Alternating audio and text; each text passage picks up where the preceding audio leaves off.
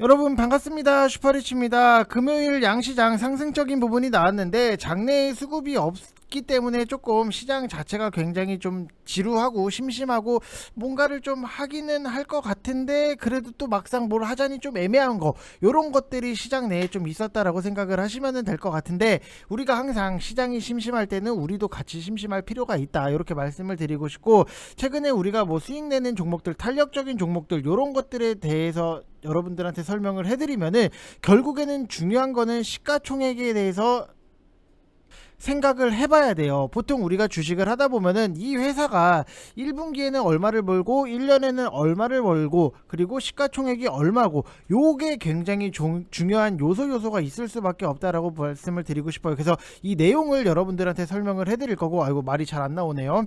그리고 나노신소재랑 후성에 대해서도 분석을 해드릴 건데, 아직까지도 저평가인 이유가 또 따로 있어요. 그 내용을 설명을 해드릴 거니까 여러분들이 영상 구독이랑 좋아요 눌러주시고 끝까지 다 확인을 해 주시기 바랍니다.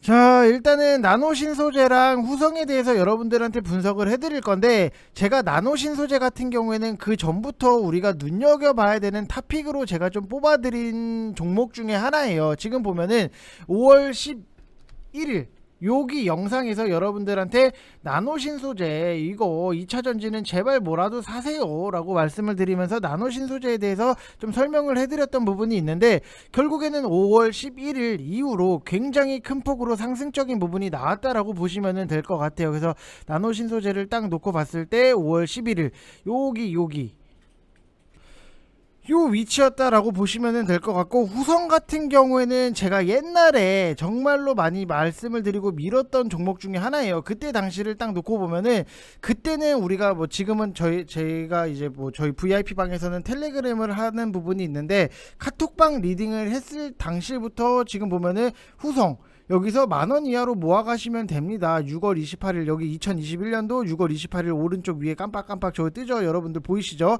그 정도로 좀 많이 말씀을 드렸던 종목 중에 하나인데, 결국에는 뭐 우리가 후성을 가지고도 뭐 100% 이상의 수익적인 부분이 만들어졌고, 나노신소재 같은 경우에도 최근에 주가가 좀 가파르게 상승적인 부분이 나오는데, 우리가 그 전으로 돌아가 보자 이거예요. 그러면은 지금 나노신소재 같은 경우에도 지금 93,400원, 시가총액이 1조 가량, 그러면은 보통 거의 얼추 계산을 때려보면은 최근에 너무나도 급격하게 올랐던 거를 좀 어느 정도 감안을 해보면은 지금 뭐 시가총액이 거의 뭐 6천억 원 요 정도 수준이었고, 후성 같은 경우에도 만원 이하대를 딱 놓고 보면은 이때잖아요. 이때 만원 이하대, 이때 6월 달에 추천을 드렸던 부분이 있는데, 이때 시가총액을 딱 놓고 봤을 때도 분명히 굉장히 낮았어요. 그만큼 낮은 게 올라가는 게 너무나도 우리가 먹을 구간이 많다. 그러면은 안 간 것들에 대해서 우리가 찾아낼 필요가 있다, 이렇게 생각을 하시면 될 것 같아요. 무슨 말인지 아시죠? 분명히 여자친구가 무게가 조금 나가요. 근데 막 스트레치해서 내가 막 업어주려고 하는데 무거우니까 막 못 들겠다 이러잖아요. 근데 여자친구가 막 되게 가벼워요. 그러면은 스트레치해도 내가 막 덥석덥석 잘 업어가지고 집까지 잘 바라다주는 부분, 그만큼 시가총액이 가벼워야지만 날아가고 아니면은 뭐 업어주고 이런 것들이 가능하다라고 생각을 하시면 될 것 같아요. 그래서 여러분들한테 좀 팁을 드리면은, 여러분들이 어떤 뭐 주식을 하시다 보면은 뭐 이 회사가, 어떤 회사는 뭐 분기에 100억씩 벌어요, 1년에는 400억을 번다라고 치자. 근데 시가총액이 2천억 원이야. 근데 다른 회사는 똑같이 1년에 400억을 버는데 시가총액이 4천억 원이야.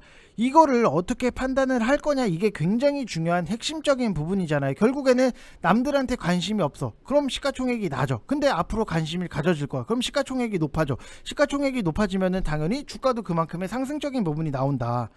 이거를 뭐라 그래요? 쉽게 말하면은 밸류 몇 배 쳐준다라고 하잖아요. 뭐 PBR이니 이런 용어에 대해서 뭔가가 내가 잘 모르겠다라고 하시는 분들은 그냥 쉽게 시가총액이 1년에 번 돈의 몇 배냐, 이것만이라도 좀 여러분들이 보셨으면 좋겠다. 그게 제일 쉬워요, 어떻게 보면은. 그래서 TIM 같은 경우에는 올해 컨센서스 자체가 영업이익이 좀 예시로 들면은 뭐 최근에 상승적인 부분이 굉장히 크게 나왔는데, 영업이익이 700억 원대였어요. 그러면은 다음에 여러분들이 검토를 하셔야 되는 게 뭐예요? 이 회사가 어떤 섹터냐, 바이오냐, IT냐, 건설기계냐, 화학이냐, 이런 거를 따져야 돼요. 근데 가장 많이 쳐주는 데가 어디예요? 보통은 바이오기는 해요. 바이오는 뭐 사실상 한번 흐름을 타면은 밸류의 의미가 없는 영역이라고 보시면 될 것 같아요. 이게 무슨 얘기냐면은 1년에 뭐 100억에서 300억 적자가 나는 회사들이 분명히 많아요. 근데 이 회사들이 기술력이 당연히 있다 보니까는 반대로 말하면은 기술력이 좋으니까 적자가 어마어마하게 발생을 하는데도 투자금이 들어온다 이 얘기예요. 이해되시죠? 그래서 바이오는 재무만 보면은 밸류를 산정하는 게 사실상 어려워요. 버는 돈이 0인데 몇 배를 어떻게 계산을 해요? 뭐 0 곱하기 1을 해도 0이고 0 곱하기 100을 해도 0이고 0 곱하기 만을 해도 0인데 맞잖아요. 그래서 앞으로 이 회사가 신약을 통해서 얼마나 뭐 벌어들일 돈이 얼마냐 이걸 가지고 가치를 책정을 해요. 근데 뭐 건설기계 요런 쪽 같은 경우에는 사실상 서프라이즈라고 할 만한 게 없어요. 다시 말해서 성장성이 뭐 그렇게까지 크지는 않다. 꾸준히 우리 회사 쓰는 제품 건설사들이 사준다. 요 정도잖아요. 이런 성장성 자체가 없는 섹터들 같은 경우에는 그냥 경기 흐름 따라서 움직인다라고 보시면 될 것 같고, 건설 경기가 조금 좋으면 오르고 경기가 안 좋으면 내리고, 내 물건이 경쟁사 대비했을 때 좀 잘 팔리면은 조금 오르고 덜 팔리면은 조금 내리고, 이런 성격적인 부분. 다시 말해서 그렇게 크게 재미는 없어요. 그래서 이런 종목들은 밸류를 뭐 10배까지도 안 쳐줘요. 여러분들이 보통 IT 종목은 10배라고 배우셨을 건데, 이 10배의 기준을 좀 알려드리면은 10배는 베이스에 5배를 깔고 가는 거고, 성장성이 있다 하면은 3배를 더해주는 거예요. 미래 먹거리가 있다 하면은 또 여기서 3배를 더해주고, 대충 요런 식으로 때려 맞히는 거예요. 똑같은 IT여도 단순 제조업이면은 절대로 10배는 안 쳐줘요. 기술력이 있어야 되고, 미래 먹거리, 성장성, 이런 것들이 당연히 담보가 돼야 되고, 그때부터 밸류가 10배, 20배, 30배 가는 거예요. 즉 앞으로 좋아질 회사냐, 발전 가능성이 없는 회사냐, 요거를 보셔야 된다라는 얘기예요. 최근에 넷플릭스도 하락적인 부분이 나왔고, 아마존도 좀 그전에는 하락적인 부분이 나왔었는데, 왜 하락이 나왔어요 여러분들? 실적이 안 나와서? 아니에요, 잘 나왔어요. 핵심은 이 성장률이 떨어진다 이거예요. 성장을 안 하는 게 아니에요. 성장을 5%, 10%, 20% 이렇게 성장을 하다가 20%에서 조금 떨어져서 15%로 떨어졌다. 이것 때문에 주가가 마이너스 50에서 마이너스 70%를 하락을 했던 이유예요. 무슨 말인지 이해되시죠? 단순하게 실적이 안 나오는 게 아니라 성장률이 어느 정도 멈췄다라고 보시면 될 것 같아요. 그래서 그만큼 미국 시장은 우리나라보다 더욱더 성장성을 중요하게 생각을 하는 부분이 있는데, 이 TYM 같은 경우에도 예시로 여러분들한테 설명을 해드리면은 본업은 기계 쪽이에요. 근데 그러면은 통상적으로 3배에서 5배를 쳐줘요. 그러면은 올해 영업이익 컨센서스가 750억이다 라고 가정을 하면은 5배를 쳐주면 얼마예요? 3,750억이에요. 이제 종가 바닥권에 있을 때 시가총액이 3,850억 원이었어요. 근데 절대 싼 거는 아니에요. 근데 왜 올라요? 왜 올라왔어요? 두 개만 보시면 된다. 성장하는 회사냐, 영업이익 같은 경우에도 지금 보시면은 아시겠지만, 지금 TYM을 딱 놓고 봤을 때 예시예요 여러분들. 예시. 지금 뭐 TYM을 여러분들한테 사시라고 말씀을 드리는 게 아니라 이런 식으로 세세하게 봐야 된다고요. 지금 보면은 영업이익이 137억 원, 그 다음에 291억 원, 그 다음에 작년도 같은 경우에는 353억 원, 그리고 올해 같은 경우에는 1088억 원. 딱 보면은 수치 자체가 4년 동안의 실적을 보니까 성장하는 회사가 맞는 것 같다. 매출액, 영업이 자꾸만 계속해서 느네. 그러면은 두 번째, 미래 먹거리가 있다 없다, 요거를 봐야 돼요. 뭐 자율주행 어쩌고 저쩌고, 트랙터가 뭐 자율주행으로 알아서 뭐 컴퓨터로 트랙터를 운전을 할 수 있고, 누가 그런가 갑다 하는 건지 뭐 잘 모르겠다. 아무튼 뭐 뭔가가 있는 것 같다. 요러면은 우리가 좀 관심을 갖고 볼 필요가 있다. 미래 성장적인 부분이 누군가 옆에서 TYM이 뭐 앞으로의 뭐 기술력도 너무 기대가 되는 부분이 있다. 자율주행 기술이 있다 하면은 IT로도 당연히 볼 수 있는 거잖아요. 본업은 트랙터, 즉 자동차 기계를 만드는 거지만 IT로 볼 여지가 충분하다라는 얘기. 그러면은 5배가 아니라 10배도 볼 수 있는 거 아니냐, 이런 얘기예요. 이해되시죠?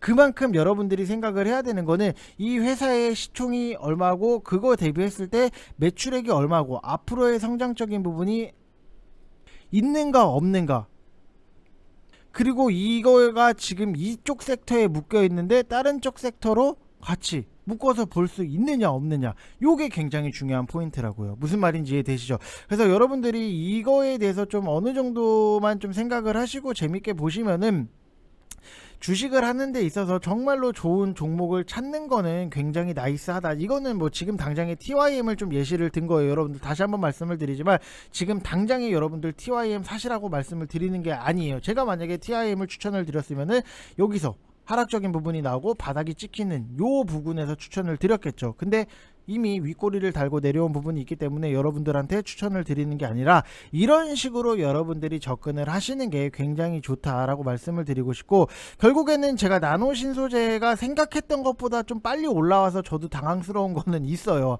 근데 이거를 보면은 시가총액이 그 전에 올라오기 전에를 보면은 굉장히 높지도 않았어요. 근데 지금 이미 1조가 좀 돌파가 나온 부분이 있는데, 이 나노 신소재가 테슬라가 2년 전에 배터리데이에서 뭐 기억을 하시는 분들은 하시겠지만 처음 언급한 건식 전극 공정 같은 경우에는 에너지 밀도라든지 출력 저하 이런 것들 때문에 기술적 난제로 좀 양산하는 거에 있어서 적용이 쉽지 않다고 여겨 왔었는데, 건식 전극을 리튬이온 배터리 공정에 적용하기 위해서는 건식 전극 코팅 기술이라든지 양극재, 음극재, 방막의 특성 구현, 이게 핵심이에요.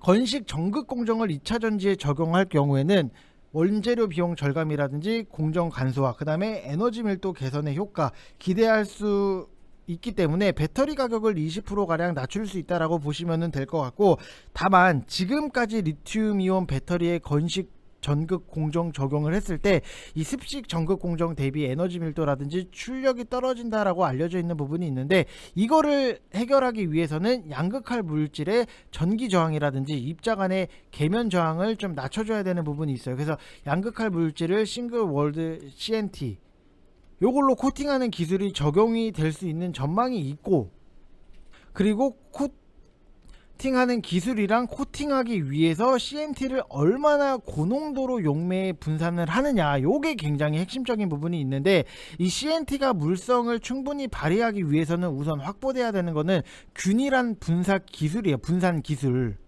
다만 CNT 같은 경우에는 대부분 용매에 응집되는 성질이 있기 때문에 그 자체로는 이제 분산이 용이하지 않고, 특히 크기가 작은 싱글 월드 CNT가 멀티 월드 CNT보다 분산이 더 까다로워요. 그래서 이와 관련해서 높은 분산 기술력을 확보를 하고 있기 때문에 건식 전극 공정의 기술적 난제를 해결하기 위해서는 리튬이온 배터리 양극재를 CNT로 코팅하는 공정이랑 관련된 특허를 출원을 하고 사업화를 준비를 하고 있다라고 보시면 될 것 같아요. 그래서 좀 내용적인 부분도 앞으로의 CNT 도전제 캐파 증설 움직임이 구체화되고 있는데, 보통 주요 완성차 업체들과 배터리 셀 업체들은 충전 시간 단축이라든지 에너지 밀도 향상을 위해서 23년도부터는 실리콘 음극재 적용을 본격화할 전망이기 때문에 이때 음극재의 전자 이동성을 높이고 실리콘 입자 팽창을 안정시키기 위해서 CNT 도전제 사용이 굉장히 필수적인 부분이다 라고 생각을 하시면 될 것 같아요. 그래서 지금 뭐 밑에서 제 영상을 보시고 매수를 하신 분들 같은 경우에는 쭉 끌고 가시면 되실 것 같고, 지금 당장에 저는 여러분들한테 이거를 사도 돼요 라고 물어보면은 저는 좀 지금 위치는 위험할 수가 있다, 차라리 어느 정도 좀 내려오고 단기 박스권이 흐름이 만들어졌을 때 그때 붙어보시는 게 훨씬 더 안정적이지 않겠나 라고 생각이 드는 부분이고, 뭐 지금 산다라고 해서 뭐 시간적인 부분을 나는 여유롭게 투자가 가능하다라고 보면은 앞으로의 추가적인 상승도 남아있다라고 말씀을 드리고 싶고, 후성 같은 경우에도 LIPF 공장의 가동률 상승에 이어서 중국의 반도체 특수가스 공장도 턴어라운드가 예상이 되는 부분이 있고, 유럽 공장 신설까지 감안을 해서 좀 아직까지는 좀 저평가로 받고 있는 부분이 남아있다라고 생각을 하시면 될 것 같아요. 그래서 지금 당장에 후성 같은 경우에는 우리가 먹었던 부분이 있기 때문에 단타 단기적으로 붙는다라고 하면은 지금 위치도 굉장히 나쁘지는 않다. 대신에 단타 단기이기 때문에 어느 정도 손절에 대해서는 여러분들이 염두를 하시고 붙어보시는 것도 저는 차트적으로 봤을 때는 굉장히 나이스하다라고 말씀을 드리고 싶습니다.